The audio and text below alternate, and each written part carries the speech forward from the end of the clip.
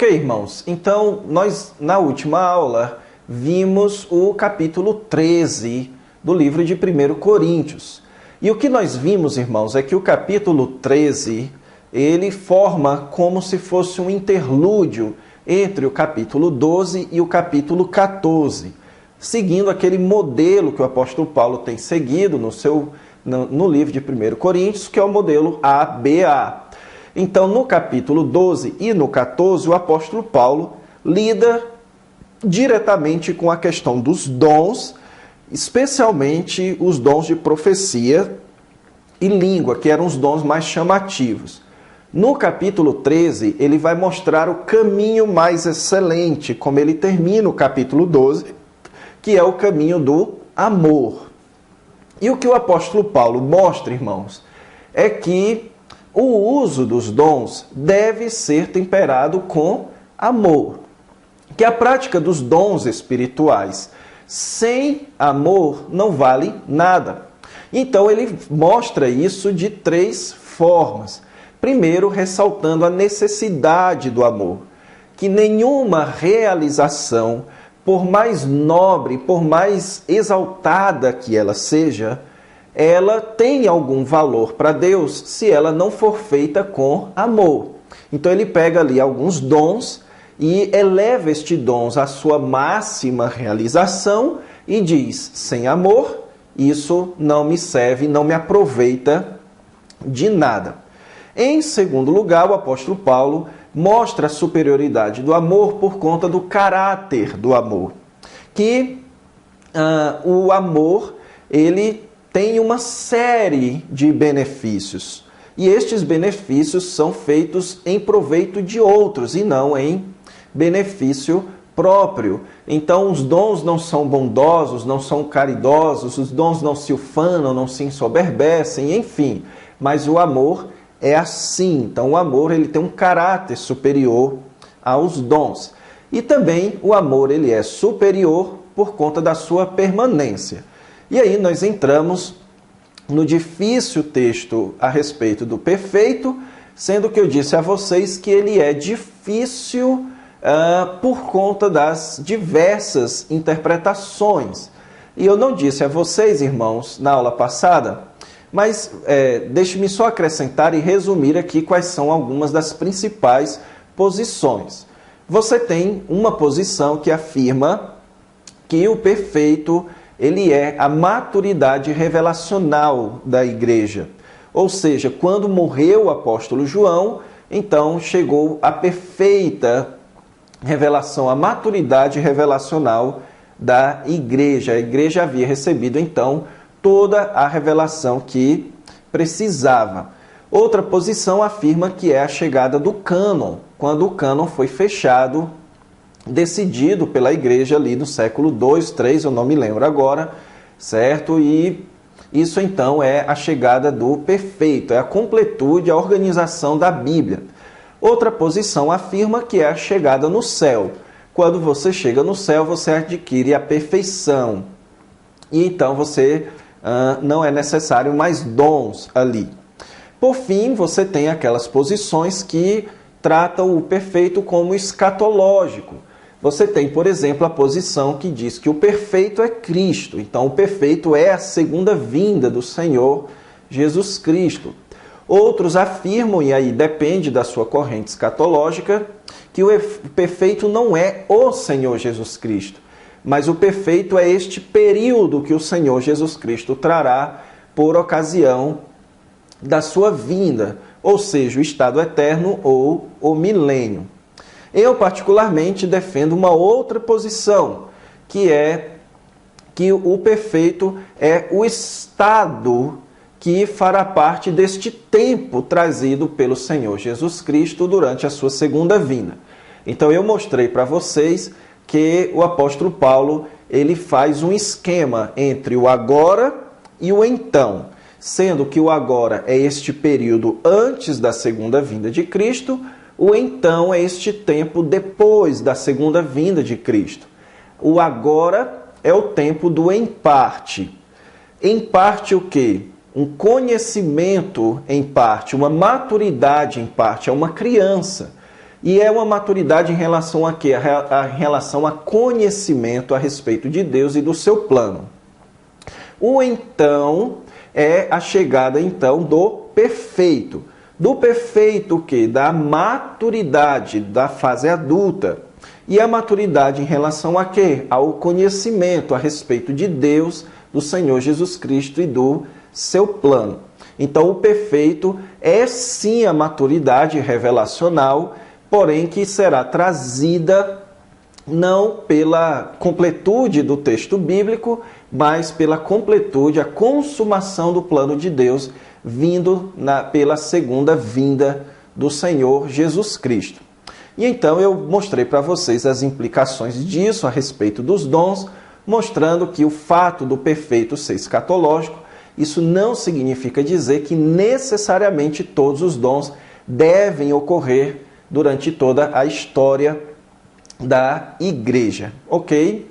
Então, irmãos, agora nós vamos partir para o capítulo 14 do livro de 1 Coríntios. Então, vamos lá.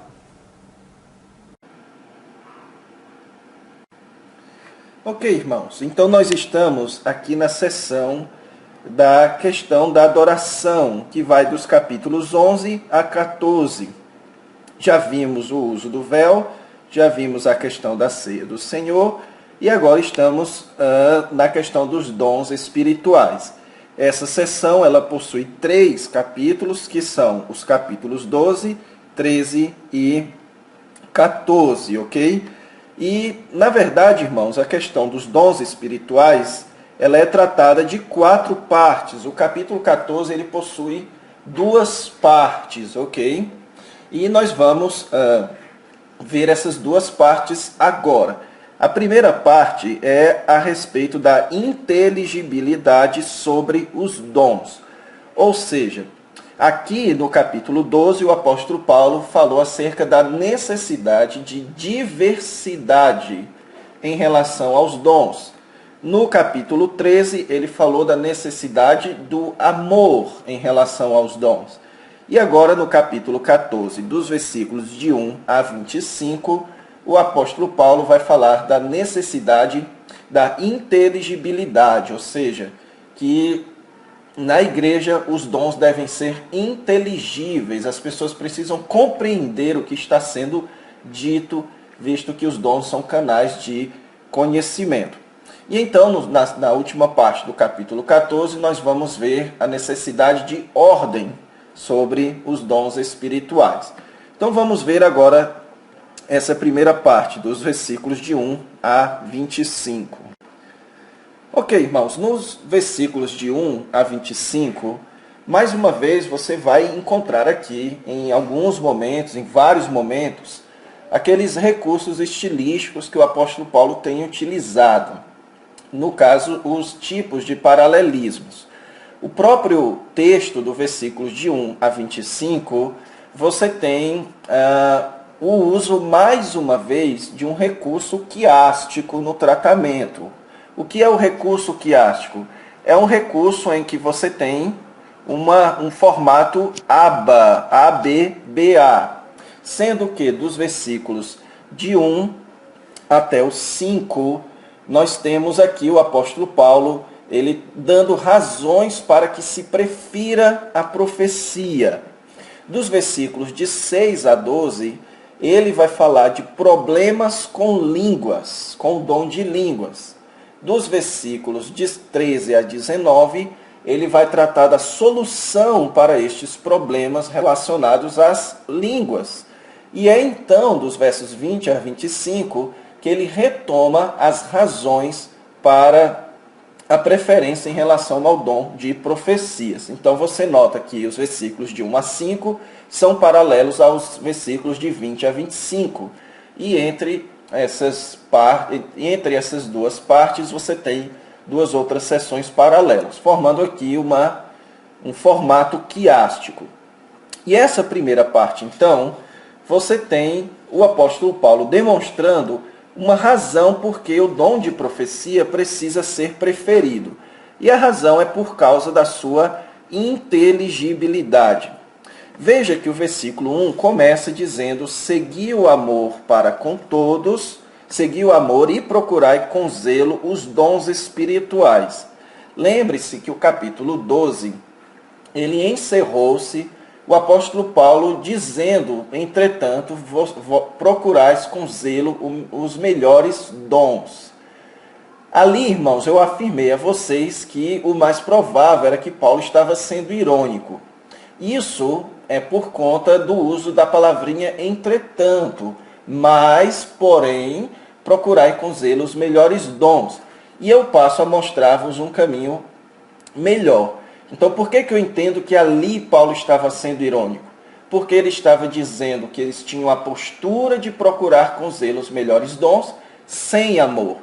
Agora não. Agora, já tendo falado amor, aí sim o apóstolo Paulo pode recomendar a eles seguir o amor e procurar com zelo os melhores ou os dons espirituais, mas principalmente que profetizeis.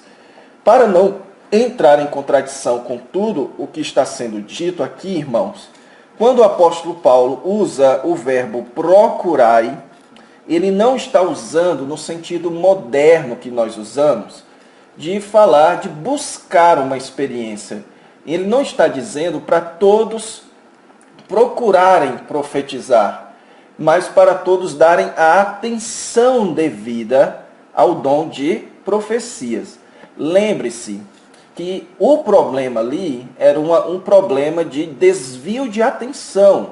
As pessoas estavam querendo chamar a atenção para os dons de profecias e línguas e não dando atenção à manifestação do amor ou aos outros dons. Agora o apóstolo Paulo ele vai tratar de dois destes dons, que eram os dois principais, que eram os mais procurados, os mais que recebiam mais atenção. Então o que o apóstolo Paulo está dizendo é o seguinte: sigam o amor e procurem os dons espirituais. Deem atenção, sim, aos dons espirituais, mas principalmente ao dom de profecia, que profetizeis.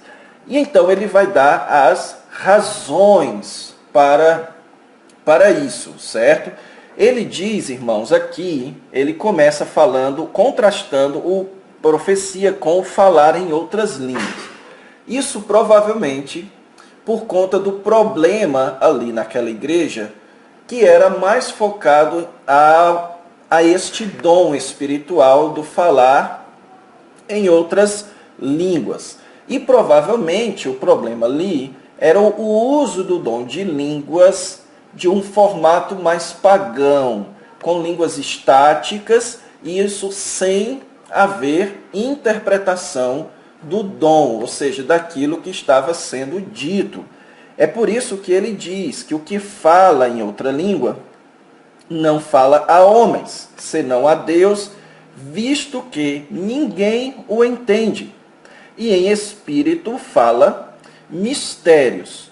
Note, irmãos, aqui que existe um verdadeiro contraste com Atos capítulo 2. Em Atos capítulo 2, eles falaram em línguas e muita gente entendeu o que estava sendo dito aqui. Aqui o apóstolo Paulo está falando de pessoas falando em línguas e ninguém entendendo, certo? E essa expressão, e em espírito fala mistérios, a ideia é que eles de fato falavam em línguas movidos, aquilo era uma manifestação do Espírito Santo, mas o uso da palavra mistério aqui está relacionado com a expressão ninguém o entende, ou seja, você fala uma coisa que ninguém conhece, você fala uma coisa que ninguém sabe o que é, ok?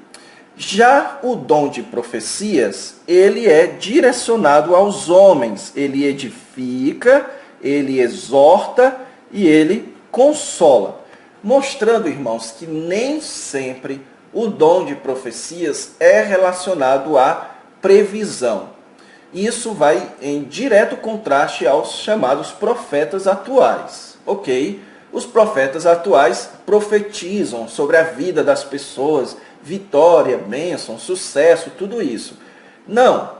O que profetiza, ele edifica, ele exorta e ele consola. Certo? Então, o contraste que o apóstolo Paulo está fazendo aqui é que o dom de línguas e o dom de profecias, eles têm formas diferentes.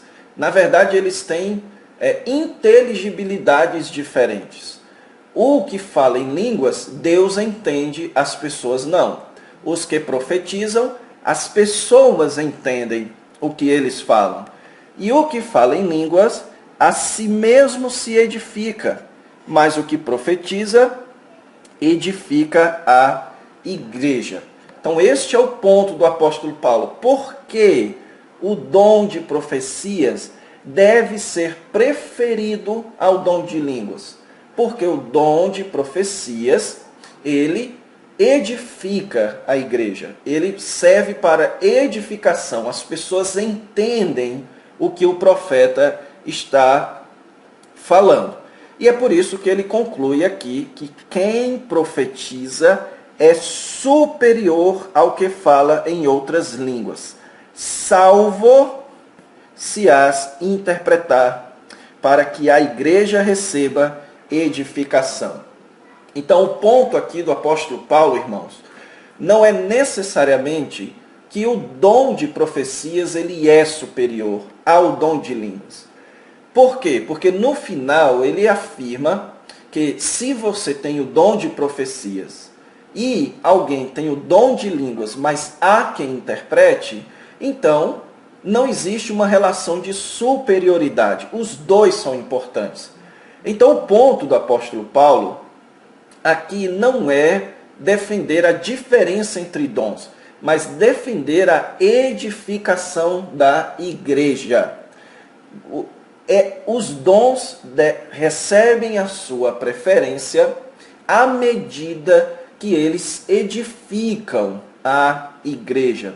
O dom deve ser julgado à medida da sua edificação para a igreja local. Então, este é o ponto que o apóstolo Paulo coloca aqui. Como o dom de profecia, ele de cara, ele em si, ele é claro, e o dom de profecias, por natureza, ele é misterioso, o dom de profecias deve ser preferido ao dom de línguas, certo? Então vamos agora ver o que o apóstolo Paulo mostra a respeito de problemas com o dom de línguas. Então agora, irmãos, nós vamos entrar nessa parte B do quiasmo de Paulo, onde ele agora vai tratar sobre os problemas do dom de línguas. E ele vai utilizar analogias para mostrar que o problema central do dom de línguas é a sua falta de inteligibilidade. Veja que ele começa aqui no versículo 6, dizendo o seguinte: agora, porém, irmãos, se eu for ter convosco, falando em outras línguas, em que vos aproveitarei, se não vos falar por meio de revelação, ou de ciência, ou de profecia, ou de doutrina? Ok? Então aqui o apóstolo Paulo, ele apresenta a tese deste seu próximo parágrafo. Porque todos estes 4 elementos, revelação, ciência, profecia e doutrina, todas possuem o mesmo atributo, que é o atributo da inteligibilidade. Ou seja, o dom de línguas não possui os atributos que possuem os dons de revelação, ciência, profecia ou doutrina. Doutrina aqui relacionado a ser mestre, certo? Então, nem todos estes dons são inteligíveis. O dom de línguas não é inteligível e por isso ele não é aproveitável dentro da congregação. E então, dos versículos de 7 a 11, o apóstolo Paulo ele usa 3 ilustrações para este princípio. A primeira ilustração é a ilustração sobre instrumentos inanimados, instrumentos musicais. O que ele diz é que se eles não derem sons bem distintos, não se é possível reconhecer o que se está tocando, se é flauta ou cítara, ou trombeta, ou sons, certo? Então, se você bagunçar os sons dos instrumentos e não tocar um de cada vez, você não percebe qual é o som, quais são os sons que estão sendo tocados. Então, a ilustração aqui dos instrumentos musicais fala em relação a isso, a inteligibilidade, de você reconhecer qual é o som que está sendo transmitido. A segunda é a ilustração aqui a respeito dos chamados de trombetas. Então, em uma guerra, quando é feito o som da trombeta, ela transmite uma mensagem. A mensagem que é para avançar ou a mensagem que é para regredir.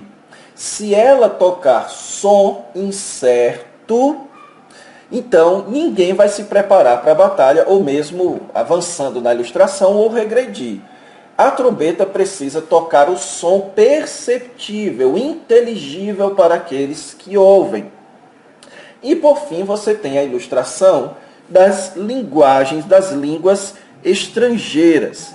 Então, se com a língua você fala uma palavra, você não falar uma palavra compreensível, você não é capaz de entender o que está sendo dito, então a pessoa está falando ao ar, ou seja, inutilmente. E é por isso que o apóstolo Paulo, no versículos 10 e 11, ele diz que há sem dúvida muitos tipos de vozes, mas nenhum deles sem sentido. Agora, se eu ignorar a significação da voz, serei estrangeiro para aquele que fala e ele estrangeiro para mim. Então, o que é que ele está usando aqui nos seus exemplos? Ele está usando exemplos para mostrar a necessidade da inteligibilidade. Se você está falando, você brasileiro que não sabe inglês, fala com um americano que não sabe português, então você tem duas pessoas estrangeiras que não vão entender. É uma conversa que será inútil, não será proveitosa. Por isso que é necessário a inteligibilidade, que você entenda o que está sendo dito. O ponto então aqui que o apóstolo Paulo fala é o quê? Línguas não são inteligíveis. Então, se eles querem dons espirituais, versículo 12, visto que desejais dons espirituais, certo? E a ideia aqui então, irmãos, é a seguinte: procurem que vocês se direcionem aos dons que edificam a igreja. Então, visto que vocês desejam dons espirituais, então progridam para dons que edifiquem a igreja. Qual é o problema do dom de línguas? Ele não é edificante em si mesmo. A natureza do dom de línguas requer que ele não seja inteligível. Por isso ele não é edificante para o restante da igreja. Por isso é que o apóstolo Paulo, então, desanima os seus leitores a quererem enfatizar este tipo de dom. Agora, então, irmãos, o apóstolo Paulo vai resolver o problema colocado na sessão anterior, na parte anterior. Ele vai aplicar a questão do problema do dom de línguas. Ele mostra que o dom de profecias ele é preferível na primeira parte por conta da sua inteligibilidade.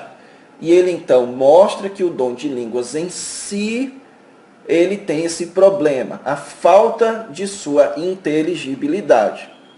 Agora então ele vai responder a seguinte pergunta. Então, se Deus tem dado à pessoa o dom de línguas, como é que isso pode ser usado dentro da igreja? A resposta do apóstolo Paulo no versículo 13 é: o que fala em outras línguas deve orar para que a possa interpretar. Ou seja, o dom de línguas ele deve ser acompanhado de interpretação. Não se deve praticar o dom de línguas se ele não for acompanhado de interpretação, porque assim você vai manter a sua falta de inteligibilidade. E é este o ensino do versículo 14, que se você ora em outra língua, o espírito ora de fato, mas a mente fica infrutífera. O que mostra, irmãos, aqui no versículo 14, o que deixa claro que nem mesmo a pessoa que fala em línguas é capaz de entender o que ela está dizendo. Então, quando alguém, e aqui o apóstolo Paulo mostra que às vezes o dom de língua poderia se manifestar em forma de oração durante uma oração, então durante a oração a pessoa fala em línguas, ela mesma não entende, então ela também precisa orar para que ela possa entender. Porque o Espírito, sim, ela está manifestando o Espírito Santo. Então a palavra Espírito aqui, ela talvez, ou provavelmente a melhor tradução para ela é com letra maiúscula. Porque o Espírito está se manifestando, sim. Mas a mente está infrutífera, a mente da pessoa está infrutífera. E então o apóstolo Paulo apresenta a solução no versículo 15. O que farei então? O ideal é o quê? Orar com o espírito, mas também com a mente. Cantar com o espírito, mas também com a mente. O que mostra também, irmãos, que às vezes o dom de línguas poderia se manifestar por meio de cânticos, pessoas cantando, e então aquilo se manifestava o dom de línguas. Ou seja, o ideal é que quando o dom de línguas vem, é manifestado pelo Espírito, a mente também receba o proveito. Você ora com o Espírito, mas a sua mente também aproveita por meio da interpretação do que está sendo dito. E então, no versículo 16, ele muda da edificação pessoal para a edificação do próximo. É o que ele diz, que se tu bem disseres apenas em espírito, como dirá o indouto o amém depois da tua ação de graças, visto que não entende o que diz. A palavrinha traduzida aqui por indouto, irmãos, é uma palavra que foi depois utilizada no contexto greco-romano para falar daqueles que estavam sendo catequizados. É como se aqui ele estivesse referindo aos novos convertidos. Como é que um novo convertido vai dizer amém a uma oração sua se ele não entendeu o que você diz? Então, a oração no dom de línguas deve ser acompanhada da interpretação para que o novo convertido ele possa dizer amém. Ou seja, em versículo 17 ele conclui dizendo isso. Tu de fato dás bem as graças, mas o outro não é edificado. Ok, então o apóstolo Paulo aqui afirma mais uma vez a necessidade do dom de línguas acompanhar a interpretação, porque apenas com a interpretação é que o dom de línguas ele serve para a edificação. E então, versículo 18 e 19, o apóstolo Paulo faz uma afirmação bem interessante, que ele fala em outras línguas mais do que todos vós. Então, o apóstolo Paulo demonstra aqui que ele tinha também este dom de falar em outras línguas, certo? E muitos sugerem, irmãos, que os apóstolos eles tinham todos os dons, porque em todas as listas de dons, você tem manifestações que os apóstolos faziam. Os apóstolos eles tinham aquela fé para realizar milagres, eles ressuscitavam mortos, eles faziam coisas espetaculares, eles eram profetas, eles falavam em outras línguas. Então você nota que os apóstolos tinham todos os dons. E o apóstolo Paulo afirma que ele falava em outras línguas mais do que todos eles. Mas olha só, irmãos, a afirmação dele. Prefiro falar na igreja 5 palavras com o meu entendimento para instruir outros a falar 10.000 palavras em outra língua. E o motivo pelo qual eu acho isso extremamente interessante é porque isso vai em amplo contraste com o que tem sido feito com este dom, não só em nossos dias, mas também no século passado. O apóstolo Paulo fala, eu prefiro falar 5 palavras de instrução do que falar 10.000 palavras em outras línguas. Ou seja, é preferível instruir do que ter esta experiência sobrenatural. Então, a solução para o dom de línguas, irmãos, é se ele for tornado inteligível. É este o ponto aqui. Então, primeiro, razão porque o dom de profecias é superior. Ele é inteligível. Problema com o dom de línguas. Segunda parte, ele não é inteligível em si. Solução para o problema, terceira parte, torná-lo inteligível. É acompanhar ele de interpretação. Agora vamos então ver o apóstolo Paulo retomando o assunto da profecia, terminando então aqui a sua estrutura quiástica. E agora então, irmãos, o apóstolo Paulo ele retoma o dom de profecias.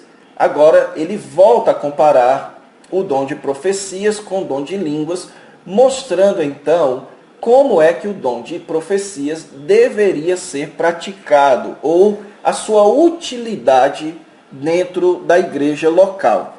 No versículo 20, irmãos, só a nível de curiosidade, o apóstolo Paulo, mais uma vez, ele utiliza uma estrutura quiástica. Veja o que ele diz. Não sejais meninos no juízo, e aqui você tem a parte A. Na malícia, sim, sede meninos, e aqui você tem a parte B, certo? Quanto ao juízo, sede homens amadurecidos. Um retorno aqui à parte A. Então, na verdade, não é uma estrutura quiástica, mas é uma abreviação da estrutura quiástica, que vocês já têm visto que o apóstolo Paulo utiliza isso inúmeras vezes, várias vezes. Então, ele começa dizendo, não sejam meninos no juízo. Na malícia, sim, sejam meninos. Quanto ao juízo, sejam homens amadurecidos. E o que o apóstolo Paulo está dizendo aqui, irmãos, com a palavrinha juízo, essa palavrinha, ela significa, ela traduz a palavra grega phren, e essa palavrinha, ela significa a faculdade mental, a faculdade psicológica, certo? Que, bem trabalhada, torna você uma pessoa sábia.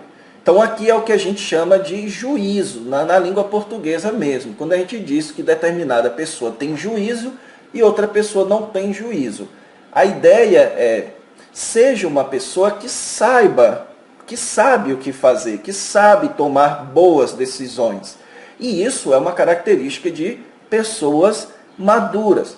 Então, o ponto do apóstolo Paulo é mostrar aqui, certo, que qual deve ser uma boa decisão entre profecias e línguas. Então, saibam tomar uma boa decisão, a decisão em torno da edificação da igreja. E então, a partir do versículo 21, o apóstolo Paulo vai dar uma justificação a mais para a preferência das profecias sobre as línguas.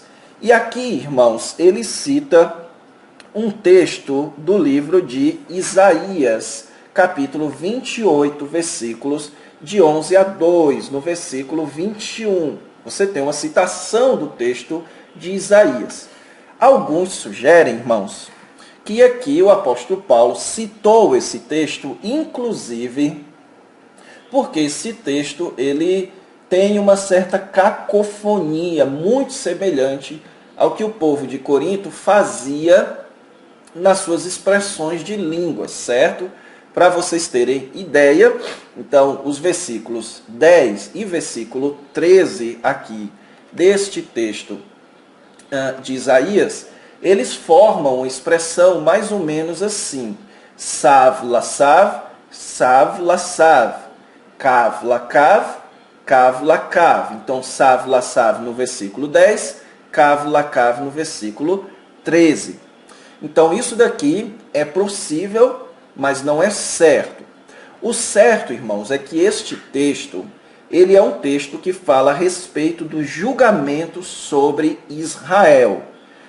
O texto aqui mostra, o contexto de Isaías mostra que o povo de Israel, por conta da sua rebeldia, recebeu um juízo de Deus dos assírios, onde Deus enviou assírios, que são pessoas de outras línguas, para dentro da nação de Israel. E nem assim o povo de Israel iria o ouvir. Então o apóstolo Paulo ele pega este evento, este fato, em que mostra que falar em outras línguas é um sinal de juízo sobre o povo de Deus. Ok?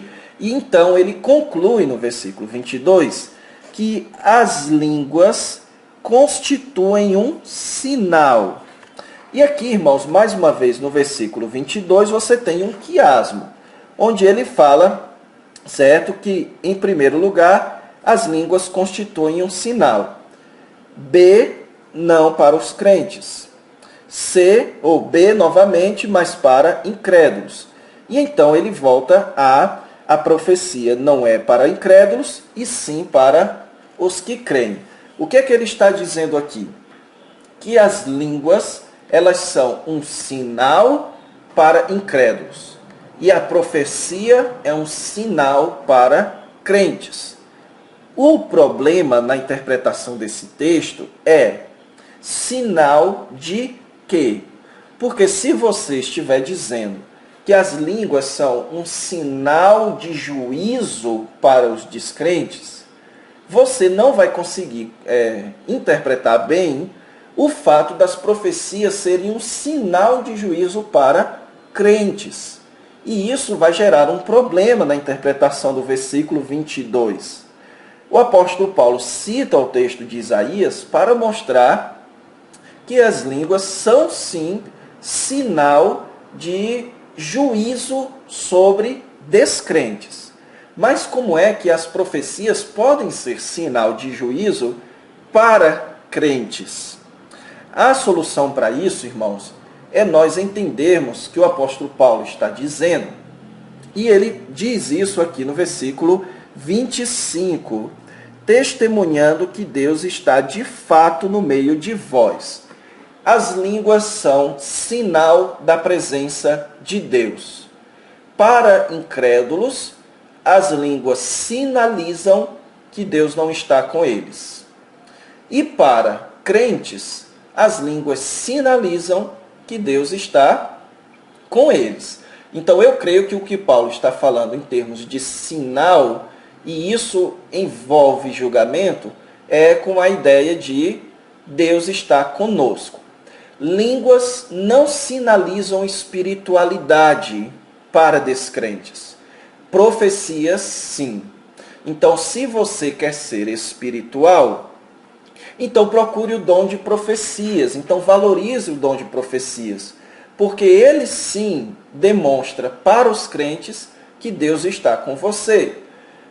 Mas o dom de línguas, ele demonstra isso para descrentes. E o mais provável, irmãos, aqui é que o apóstolo Paulo ele esteja falando em contexto judaico, visto que a citação do versículo 21, ele é melhor compreendido se Paulo está falando de judeus escutando pessoas gentios falando em outras línguas. Isso seria um sinal para o judeu que Deus estava falando agora com povos de outras línguas. Ok? E então, irmãos, o apóstolo Paulo, no versículo 23 e 24 e 25, aplica isso para a igreja. Ele fala então que se toda a igreja se reunir no mesmo lugar, e então todos falarem outras línguas, entrando indoutos ou incrédulos, eles vão dizer que as pessoas estão loucas. Veja, irmãos, veja aqui. Entrando incrédulos dentro da igreja e ouvirem as pessoas falando em línguas, elas vão entender que os crentes estão loucos, certo? Diferentemente, aliás, de maneira semelhante ao que aconteceu em Atos capítulo 2, só que lá eles não foram considerados loucos, eles foram considerados bêbados. E qual é o ponto que o apóstolo Paulo está dizendo aqui? Que este fato dos incrédulos considerarem loucos, isso é sinal de juízo sobre eles. A mesma coisa em Atos capítulo 2. Eles escutam pessoas de outras línguas e ainda assim não obedecem a Deus. Eles sabem que é Deus que está fazendo aquilo, mas não acreditam isso a Deus, acreditam isso a loucura, certo? E isso, irmãos, isso prejudica a evangelização dos incrédulos. Isso prejudica, é como se você levasse para incrédulos mais juízo sobre eles. Porque é isso que línguas significam. Significam juízo sobre incrédulos. Juízo porque as pessoas olham uma ação de Deus e acreditam aquilo à loucura. Então, o que o apóstolo Paulo está dizendo é que o dom de profecias, ele é preferível porque ele convence o incrédulo de que Deus está ali. O incrédulo, ao olhar o profeta falando, ele não vai acreditar aquilo à loucura. Então o apóstolo Paulo agora está dando uma implicação evangelística ao dom de profecias. O dom de línguas, evangelisticamente falando, ele emite mais juízo sobre o descrente. O dom de profecias, evangelisticamente falando, ele redime o descrente. Então, o que é melhor? Nós emitirmos mais juízo sobre o descrente ou emitirmos uma possibilidade de redenção para o descrente? O melhor é a possibilidade de redenção. Então, prefiram as profecias. Ok, irmãos? Então, basicamente é este o ponto aqui destes versículos de 20 a 25. A superioridade da profecia no alcance dos incrédulos. E agora, irmãos, como eu disse a vocês, essa partezinha que nós vimos do capítulo 14, de 1 a 25, ele trata da inteligibilidade sobre os dons. Então, recapitulando aqui. O argumento do apóstolo Paulo é: prefiram a inteligibilidade. Pegando os dois dons mais famosos, profecia e línguas, qual dos dois traz mais edificação? Qual dos dois é mais inteligível? Profecias. A língua, o dom de línguas, ele não é inteligível. Portanto, só utilizem dom de línguas se for acompanhado de interpretação. Além disso, o dom de profecias, ele é superior porque ele alcança os incrédulos. A sua inteligibilidade ajuda na evangelização. E a falta de inteligibilidade do dom de línguas, isso aumenta o juízo do incrédulo, que vai fazer com que ele pegue uma coisa que é dada por Deus, é manifestação do Espírito, e a considere como loucura, como fizeram os judeus em Atos capítulo 2.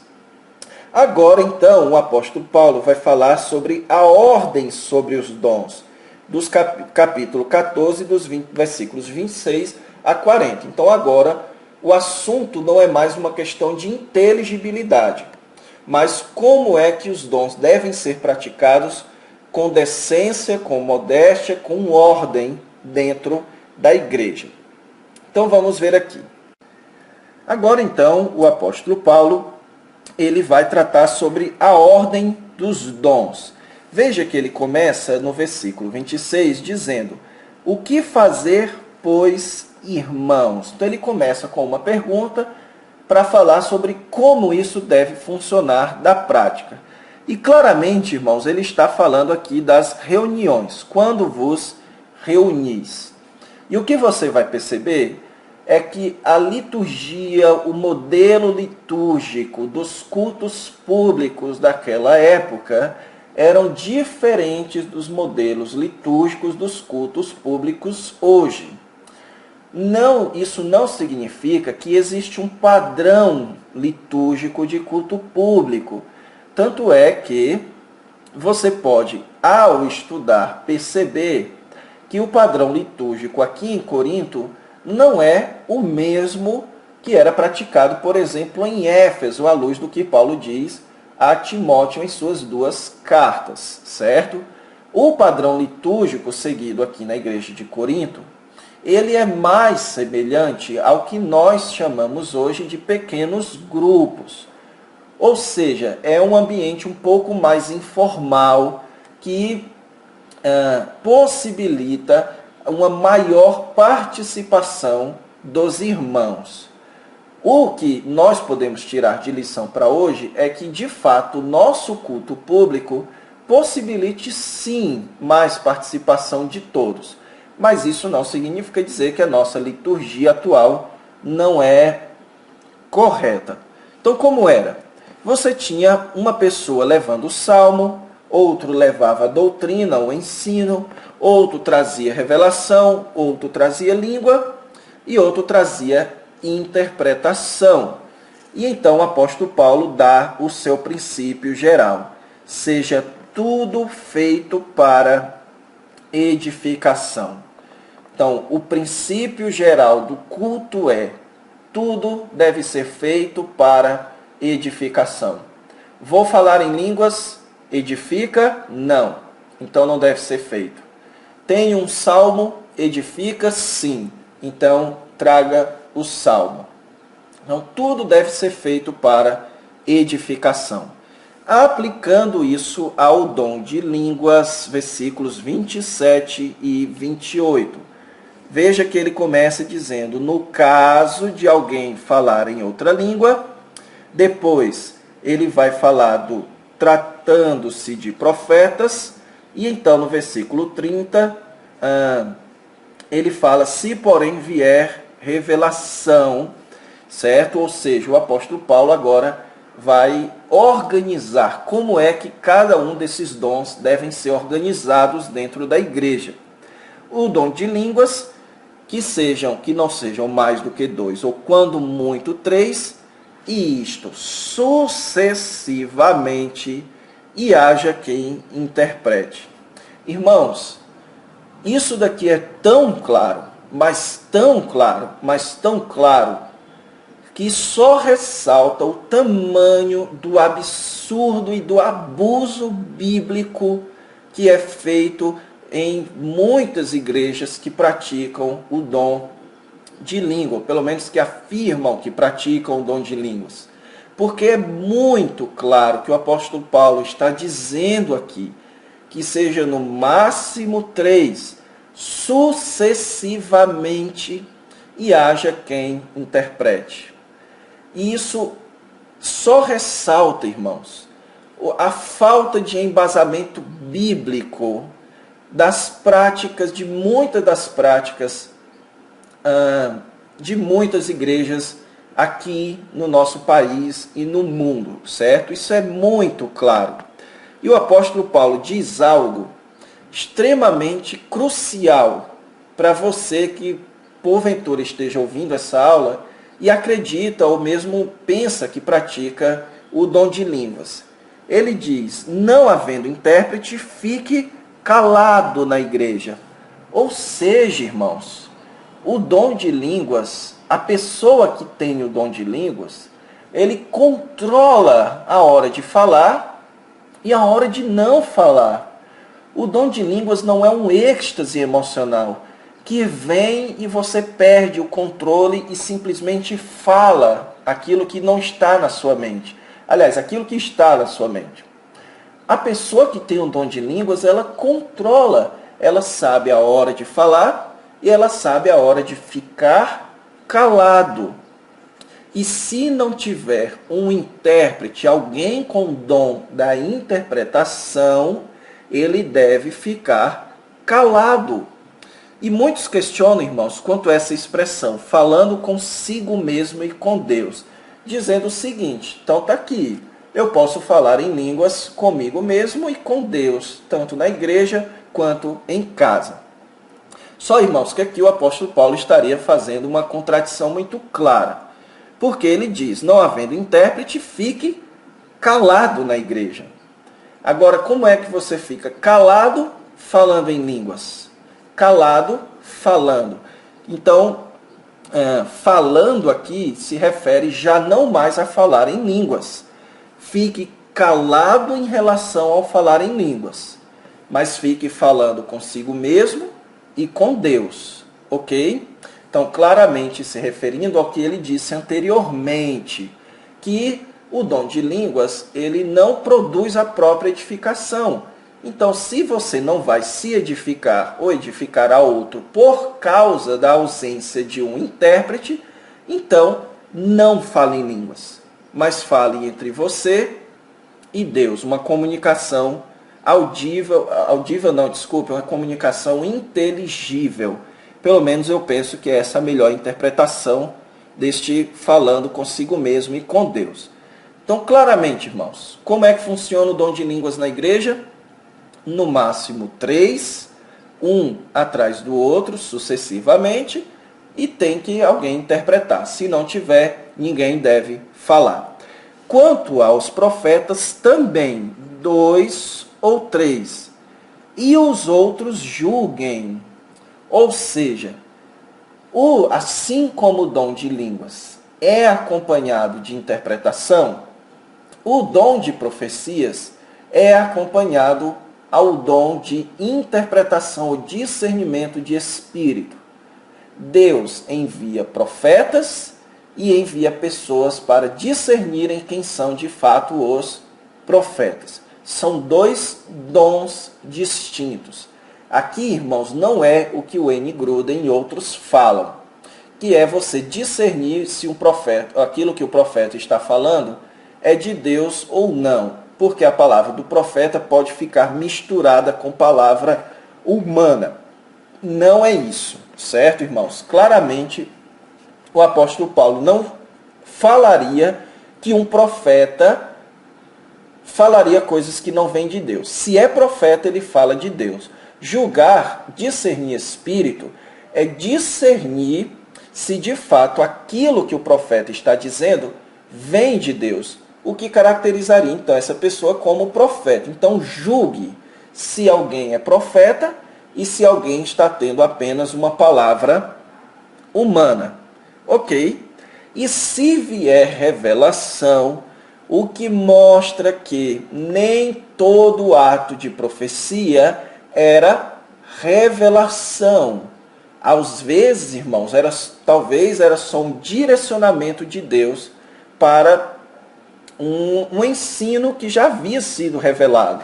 Então é como se Deus levantasse o profeta para falar uma palavra a respeito de um texto bíblico, digamos assim. Agora, se o profeta vier com revelação, então cale-se o primeiro profeta. Ok? Então, todos podem profetizar, um após o outro, para todos aprenderem e serem consolados. O que é que ele está dizendo aqui?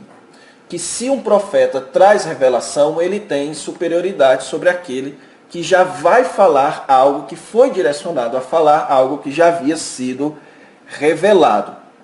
mas todos podem profetizar. Todos os profetas podem profetizar, um após o outro, para que todos aprendam. E então ele diz que o espírito dos profetas estão sujeitos aos próprios profetas, ou seja, o profeta ele tem controle sobre aquilo que ele diz. Deus não é um Deus de confusão. Ok, irmãos? Então aqui o apóstolo Paulo dá diretrizes quanto ao uso do dom de profecias e do dom de línguas. Certo? Então, avançando. Agora, irmãos, nos versículos 34 e 35, o apóstolo Paulo, ele muda, de certa forma, abruptamente, a ponto de que muito debate se gerou já entre estudiosos sobre se estes dois versículos, de fato, deveriam ser colocados aqui ou em outra parte do texto de 1 Coríntios, ou se mesmo esse texto é original.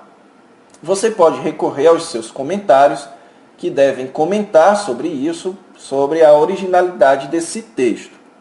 E ele é bem difícil, irmãos, também de se interpretar, porque não se é possível dizer ao certo e sem dificuldades o que o apóstolo Paulo quer falar com as mulheres fiquem caladas na igreja. Visto que no capítulo 11 ele fala de mulher que ora ou profetiza na igreja. Então, fatalmente aqui, o apóstolo Paulo não está se referindo nem a dom de línguas, nem a dom de profecias. Porque a mulher que ora, ele talvez estaria se referindo ao dom de línguas, que ora em línguas, ou profetiza, usando aqui a profecia. Então, claramente, o que o apóstolo Paulo está proibindo aqui não é a manifestação destes dons ou de dons por parte da mulher. O contexto de 1 Coríntios, de 1 Timóteo, será outro contexto em que lá sim ele vai proibir então a mulher de exercer a autoridade de homem dentro da igreja, ou seja, ensinar a homens. Ok? Aqui, irmãos, ele fala que não lhes é permitido falar às mulheres. E assim, as pistas que nós podemos ter para entender o que o apóstolo Paulo está dizendo aqui é, primeiro, o uso da palavrinha mulher. Ela geralmente é usada como esposa. E também a associação com a palavra submissa. E também ao que fala aqui de aprender em casa com o seu próprio marido. Então, aqui nós temos uma pista que o apóstolo Paulo está falando sobre mulheres casadas, dizendo aqui que ele não permite que as mulheres casadas falem, certo, na igreja. Agora, que tipo de coisa as mulheres estavam falando ali? Aqui você tem a pista quando ele diz querendo aprender. Ou seja, havia uma prática, irmãos, das sinagogas que foi adquirida pelos cultos cristãos, que era a prática da participação de todos. Então, nas sinagogas, as pessoas poderiam perguntar. Mas a mulher, nas sinagogas judaicas, aquilo era vergonhoso para a mulher ficar se levantando e fazendo perguntas. Na sociedade grega, no caso ali de Corinto, com a ideia da igualdade entre homens e mulheres, o mais provável e possível que estava acontecendo era uma interrupção constante de mulheres tirando dúvidas dentro da igreja. O que o apóstolo Paulo, então, está dizendo é, isso atrapalha o culto, isso não é bom para o bom andamento do culto. Sendo assim, se você é mulher e tem uma dúvida, tire a sua dúvida com seu marido em casa, porque isso é vergonhoso, ficar tirando dúvidas com outros homens, com outras pessoas, tendo um marido em casa, para que você tire suas dúvidas. Então eu penso que é essa a ideia aqui. O apóstolo Paulo está proibindo a participação de mulheres em relação à interrupção do culto para tirar dúvidas, ok? Então não é excluindo aqui a participação em relação à oração ou mesmo à pregação. A base bíblica para que a mulher não pregue na igreja é colocado em outro texto, ok? Então avançando. Por fim, então, o apóstolo Paulo conclui aqui o argumento do capítulo 14 com uma exortação e sumário. Qual é a exortação que ele faz? Ele diz: a palavra de Deus se originou no meio de vós, ou veio ela exclusivamente para vós outros? O que ele está querendo dizer aqui, irmãos, é que dizendo que o povo de Corinto, ele não era o povo por meio de quem Deus havia trazido a sua palavra. O povo de Corinto não era o povo dos apóstolos e profetas, mas também o povo de Corinto não era o foco de toda a palavra de Deus. Então aqui o apóstolo Paulo ele está atacando a raiz do problema. Qual era a raiz do problema? Era a soberba, a arrogância. Problema esse que está perpassando todo o livro de 1 Coríntios. O problema da soberba ou da arrogância, da elevação espiritual. Por isso é que ele diz: se alguém se considera profeta ou espiritual. Ou seja, o apóstolo Paulo está atacando aqui aquelas pessoas que estavam se considerando o rei da cocada preta, como nós dizemos hoje, certo? Aquelas pessoas que estavam se considerando os alvos de toda a revelação de Deus, as origens de toda a revelação de Deus. E o apóstolo Paulo diz que não, eles não são isso tudo, certo? Que este era o cerne da questão. Eles não deveriam ter uma visão elevada demais a respeito de si mesmo. Então, se eles se consideram espirituais, mostrem isso reconhecendo o que o apóstolo Paulo estava ensinando. Se alguém não reconhecesse o que o apóstolo Paulo estava ensinando, será ignorado. Ok? Então ele sumariza dizendo: procurem com zelo o dom de profetizar, não proibais o falar em outras línguas, pelo contexto, acompanhado de interpretação, e que tudo seja feito com decência e ordem. Irmãos, pegando aqui essa conclusão do apóstolo Paulo, podemos tirar uma palavra de exortação para a nossa igreja brasileira neste ano e nesta época em que nós vivemos.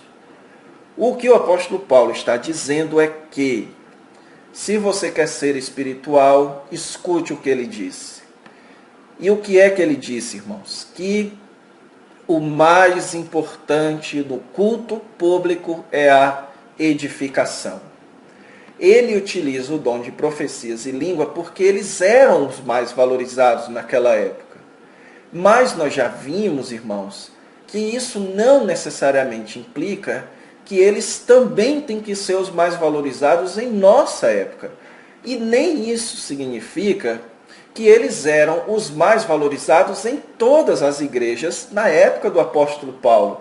Tanto é que quando Paulo escreve a Timóteo, no final da sua vida, as duas cartas escritas ali por volta do final da vida de Paulo e também de Tito, ele não fala a respeito de profetas dentro da igreja, mas ele fala a respeito do ensino da palavra de Deus.